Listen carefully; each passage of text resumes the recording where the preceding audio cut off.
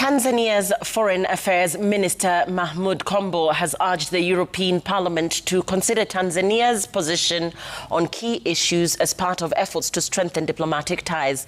His remarks follow the European Parliament's resolution recommending the suspension of development funding to Tanzania, citing concerns over unrest during last month's general election. Marianne Nyambura tells us more.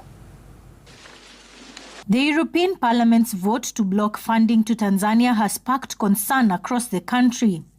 The move follows allegations of human rights violations linked to the disputed October 29th general election.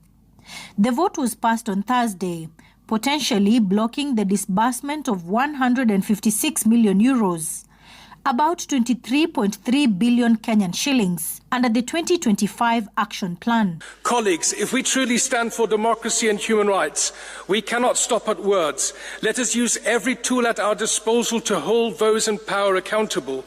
Tomorrow, this House will send an unmistakable message. All EU funds channeled through state-controlled entities must be frozen immediately.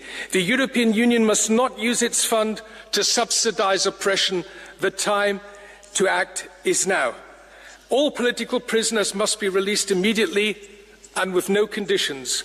On Friday, Tanzania's Foreign Affairs Minister Mahmoud Kombo met with members of the diplomatic corps, stating that the government has been closely monitoring the European Parliament's resolutions.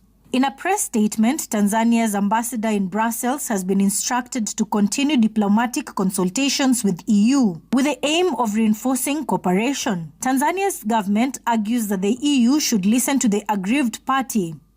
Tanzania stating there are misleading claims being spread to suggest that the government will collapse due to the suspension of aid funds.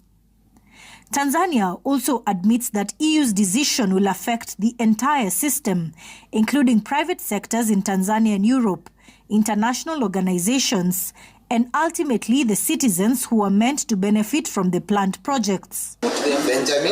For now, the Tanzanian government maintains that diplomatic engagement will continue, with a focus on protecting the interests of its citizens and strengthening ties with the European Union. Marianne Nyambura, Citizen.